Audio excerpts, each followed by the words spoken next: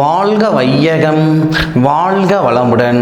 எல்லாருக்கும் வணக்கங்க நண்பர்களே. இந்த பதிவில் நம்ம பார்க்கக்கூடியது விருச்சிக ராசியிலே கேட்டை நட்சத்திரமாக வரக்கூடிய நண்பர்களுக்கு அருமையான ஒரு பதிவு, அற்புதமான ஒரு பதிவு.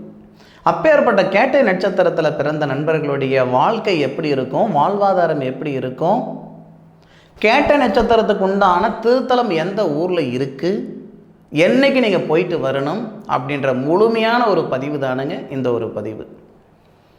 9 கிரகங்கள் இருக்கின்றது எல்லாருக்கும் தெரியும். அந்த 9 கிரகங்களுக்கும் 9 இடத்துல திருத்தலங்கள் இருக்கின்றது எல்லாருக்கும் தெரியும். 9 நவகிரக கோவில்.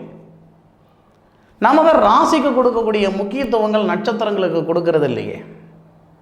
9 இடத்துல நவகிரகங்களுக்கு கோவில்களை இருக்குன்னு தெரிஞ்சுக்கிட்ட நாம 27 நட்சத்திரங்களுக்கு நட்சத்திர கோவில் இருக்கு, அது பெருசாக நம்ம தெரிஞ்சுக்கிறது இல்லை.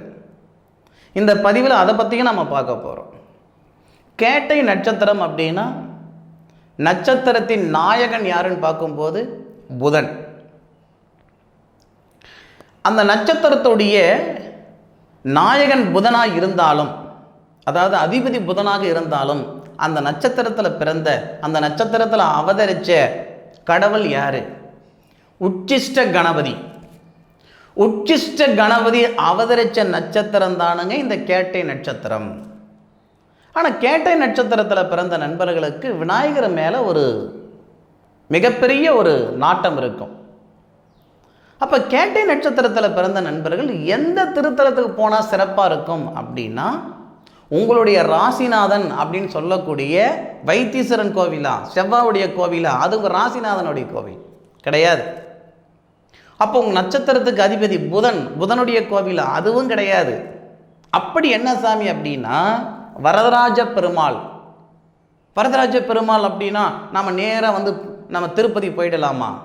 கிடையாதுங்க. வரதராஜ பெருமாள் அப்படின்றது விருச்சிக ராசியில் கேட்டை நட்சத்திரத்தில் பிறந்த நண்பர்களுக்கு உண்டான திருத்தலம். தஞ்சாவூரில் இருந்து கும்பகோணம் போகிற பாதையில் 13 கிலோமீட்டரில், கரெக்டாக 13 கிலோமீட்டரில் பசுபதி கோவில்னு ஒரு இடம் வரும், ஒரு பஸ் ஸ்டாப் வரும், பசுபதி கோவில் அப்படின்ட்டு. அந்த இடத்துல இருந்தே சுமார் ஒரு 1/2 கிலோமீட்டர் உள்ளார போகணும். 1/2 கிலோமீட்டர் உள்ளார போனால் உங்களுக்கு இந்த வரதராஜ பெருமாள் கோவில் வரும்.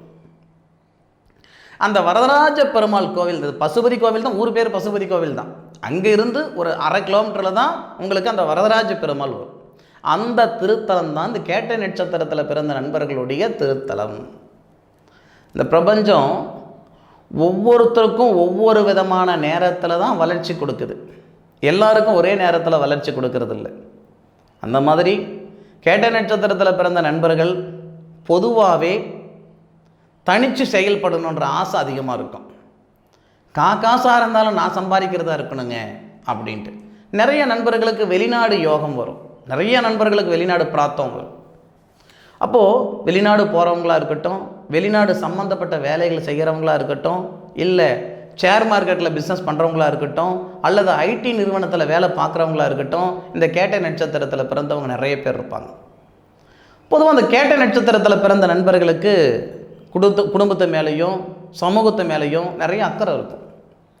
கேட்டையில் பிறந்த கோட்டை ஆளணும்னு சொல்லுவாங்க. அவங்க கோட்டை ஆள்றாங்களோ இல்லையோ, அவங்களால மற்றவங்க நல்லா இருப்பாங்க. பொதுவாக மற்றவங்களால் இவங்க கெட்டுட்டாங்க, அவங்க என்ன கெடுத்தாங்க, இவங்க என்ன கெடுத்தாங்க அப்படின்ற மாதிரி பேர் வருமே தவிர, இந்த கேட்டை நட்சத்திரத்தில் பிறந்தவங்க என்னை கெடுத்துட்டாங்க, அவங்களால நான் கெட்டு போயிட்டேன் அப்படின்ற பேர் கண்டிப்பாக வரவே வராது. ஏன்னா கேட்டை நட்சத்திரத்தில் பிறந்த உங்களுடைய குணம் எப்படின்னா, சுட்டு போட்டாலும் அடுத்தவங்களுக்கு துரோகம் பண்ண மாட்டாங்க. சங்கடம்னா நான் மாண்டு போகிறேன், ஒரு பிரச்சனைனா நான் ஏதாவது ஒன்று செஞ்சுக்கிறேன், என்னால் மற்றவங்களுக்கு ஒரு சங்கடம் வந்துடக்கூடாது அப்படின்னு நினைக்கக்கூடிய நண்பர்கள் தானுங்க அந்த கேட்டை நட்சத்திரத்தில் பிறந்த நண்பர்கள். அதுக்கு சில பேர் சொல்லுவாங்க, ஐயா கேட்டை நட்சத்திரத்தில் அவதரித்தா அது பெண்ணாக பிறந்தா மைத்துனருக்கு செட் ஆகாதுன்னு சொல்கிறாங்களே. மைத்துனர்னால் வீட்டுக்காரர் கூட பிறந்தவங்க. அப்படியெல்லாம் ஒன்றுமே கிடையாதுங்க. கேட்டை நட்சத்திரத்தில் பிறந்தவங்க தான் சமூக ஆய்வாளர்களாக இருக்காங்க. நிறைய பேர் சோசியல் சர்வீஸில் இருக்கிற நண்பர்கள் கேட்டை நட்சத்திரத்தில் இருக்கிறவங்களா இருப்பாங்க. அதே மாதிரி நாட்டுக்காக நிறைய விஷயங்கள் பண்ணவங்க, ஊருக்காக நிறைய விஷயங்கள் பண்ணவங்க, குடும்பத்துக்காக நிறைய விஷயங்கள் பண்ணவங்க நிறைய பேர் இந்த கேட்ட நட்சத்திரத்தில் பிறந்தவங்க இருப்பாங்க. கேட்ட நட்சத்திரத்தில் பிறந்தவங்க நிறைய பேர் வந்து கோவிலுக்கு சொத்து எழுதி கொடுத்தனுங்க, ஆசிரமத்துக்கு சொத்து எழுதி கொடுத்தனுங்க, ஒரு போகாமம் வந்தது அதுக்கு இவ்வளோ நிதி உதவி கொடுத்தனுங்க. இந்த மாதிரி ஒரு உதவி செய்யக்கூடிய இடத்துல கேட்ட நட்சத்திர நண்பர்கள் நிறைய பேர் இருப்பாங்க. ஆனால் உதவி வாங்குகிற இடத்துலலாம் இருக்க மாட்டாங்க. 10 ரூபாய் இருந்து இதில் தான் பிழைக்கணும், பிழைச்சி காட்டிடுவாங்க. 10,000 ரூபாய் கொடுத்தா கூட அவங்களுக்கு தேவை அந்த 10 ரூபாய் தான். அந்த 10 ரூபாய் பொழப்பு தான் நான் பிழைச்சிக்கிறேனுங்க.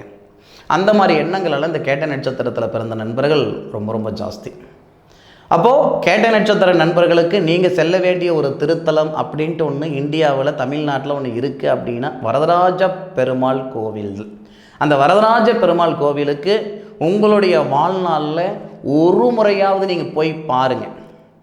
உங்களுடைய வாழ்க்கை எப்படி இருக்குது, வாழ்வாதாரம் எப்படி இருக்குன்ட்டு அதன் பிறகு எனக்கு சொல்லுங்கள்.